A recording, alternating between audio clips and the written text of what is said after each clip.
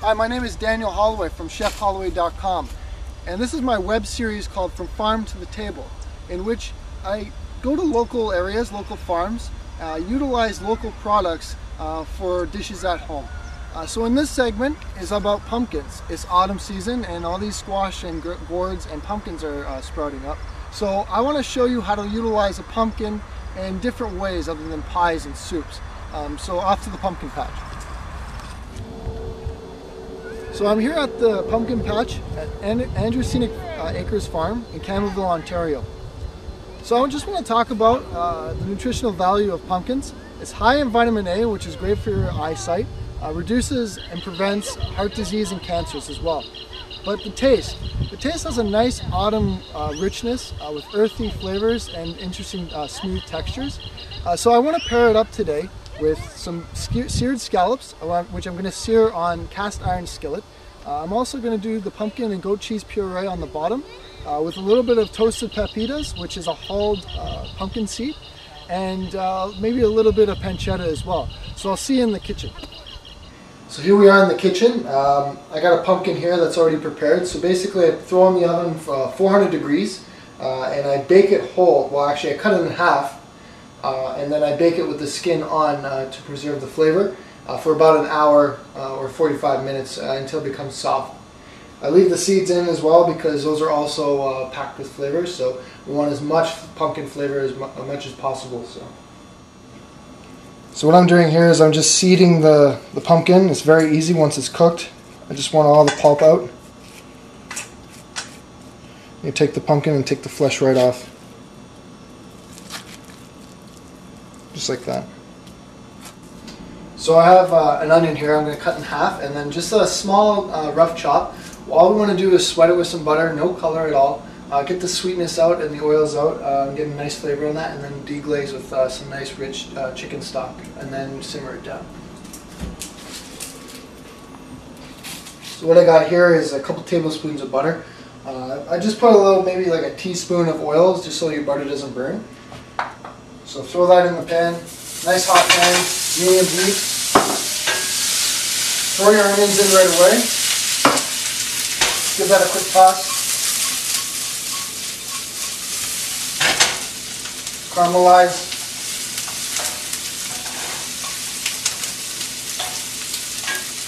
And just sweat that down. So now that your onions are caramelized, I'm just going to deglaze the pan with maybe about a quarter cup of chicken stock.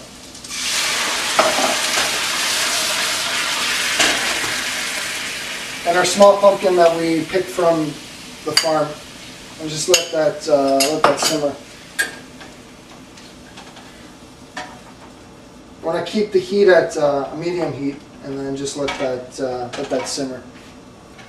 So turn off your heat. So your pumpkin and onions are nice and happy. So what I'm going to do is I'm going to put it in my container so I can blitz it with my hand wand. Now, if you don't have a hand mixer, you can definitely use a blender or a food processor. That's not an issue. Now I'm going to season it with kosher salt and freshly ground pepper. A little bit of goat cheese. This is probably about 2 to 3 tablespoons. You can substitute this for cream or if you like, but I choose goat cheese because it's nice and creamy texture, so I want to produce a nice and creamy sauce. So I'm just going to blitz that. If you find that your sauce is too thick, you can certainly add more stock or more water. So I got some U-10 scallops here that I got from the market. What you want to do with the scallops is that you want to pat them dry because you don't want them to steam. You want a nice clean sear on them, hot pan. As well, there's a little muscle on the side that's exposed. You want to tear that off as well, just with your hand. It easily comes off. Just because this is inedible and it's not enjoyable, especially if you're serving your friends and family and you have a casualty like this. So I would tear that off, and then over to the cast iron pan I got on. So a splash of oil, hot pan, it's smoking. That looks like probably a tablespoon. Salt and pepper, be generous. Don't be shy. Smoking hot pan, You just want to be careful, but to sear it. While it's in the pan, that's when I sear the other side. And be careful because the oil might splash up.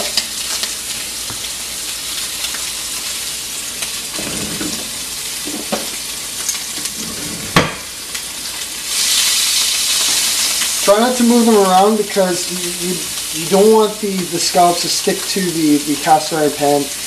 Or if you don't have to use a cast iron pan, you can use like a stainless steel pan as well. But you don't want to move them around because you don't want them to stick.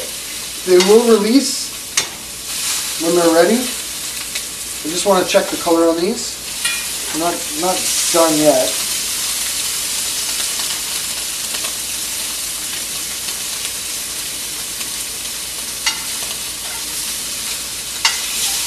A nice golden brown on the sear. Take my scallops off the cast iron pan. It may get a little bit smoky, as you can see, but it's well worth it. You do need a hot pan, and like the scallops, I'm going to cook off the pancetta. Again, hot pan. You don't want any stickage. You want to caramelize the pancetta as well, so you need a hot pan for that. So I'm just going to let the scallops rest over here. As you can see, I have the paper towel just so that the juices don't bleed out and all over your dish. So I let it rest for about 5 minutes or so, and we're going to be set to plate. So just a little bit of oil just to get it started. What you want to do is you want to render out that fat. Again, high heat. You don't need a lot of oil because pancetta is filled with fat. I just wanted to get it started. And you might want to touch it.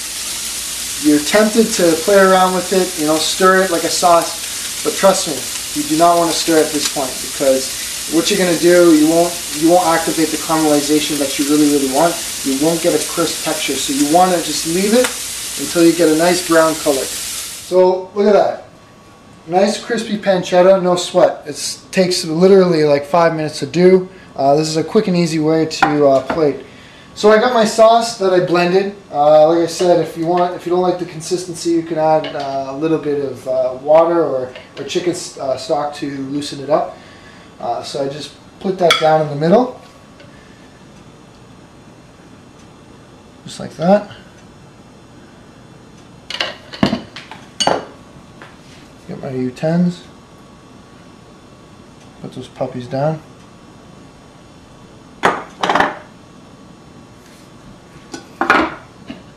Maybe a little sauce on top. I got my pancetta, my crispy pancetta. You can be as generous as you like. I got the Pepitas, which is a pumpkin seed, a hulled pumpkin seed like I mentioned before. They're great. They have a nice earthy, fresh flavor. Put them all along here.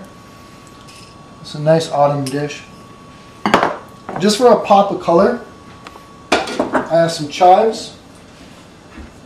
Now you can chop them, you can stand up the threads, but for now I'm just going to chop them for an extra pop of color and garnish. There you have it.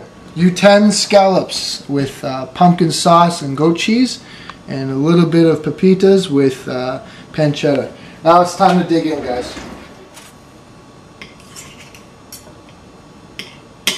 Scallops perfectly cooked.